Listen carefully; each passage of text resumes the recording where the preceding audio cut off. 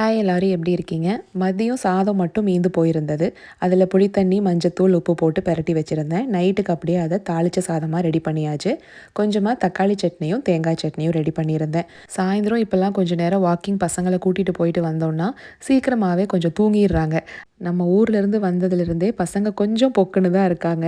அங்கே நல்லா வெளியில் சுற்றி விளையாண்டுட்டு இங்கே வீட்டுக்குள்ளேயே இருக்கணும் அப்படிங்கும்போது கொஞ்சம் போர் அடிக்க தான் செய்யுது. அதுக்காகவே தான் வெளியில் கூட்டிகிட்டு வரோம். முகில் ஸ்கூலுக்கு போக ஆரம்பிச்சிட்டான்னா அவனுக்கு கொஞ்சம் தெரியாது. அவனுக்குமே ஸ்கூலு ஆகஸ்ட் 14th தான் ஓப்பன் பண்ணுறாங்க. தேங்காய் முழுசாக வாங்கிட்டு வந்து அதை கட் பண்ணி எடுக்கிறதுக்கு சின்ன டூல் மாதிரி ஒன்று வச்சுருக்கேங்க.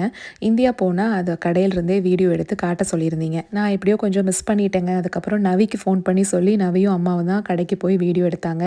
ப்ரைஸ் பார்த்தீங்கன்னா ஸ்க்ரேப்பர் 19 ரூபா, பீசஸ் போடுறது 47 ரூபான்னு போட்டிருக்காங்க. இது மோஸ்ட்டாக இந்தியாவில் எல்லா கடையிலையுமே கிடைக்குங்க. ஆனால் இங்கே யூஎஸில் கிடைக்கிறதில்ல. சரிங்க, நம்ம நாளைக்கு ஒரு ஷார்ட்ஸில் பார்க்கலாங்களா?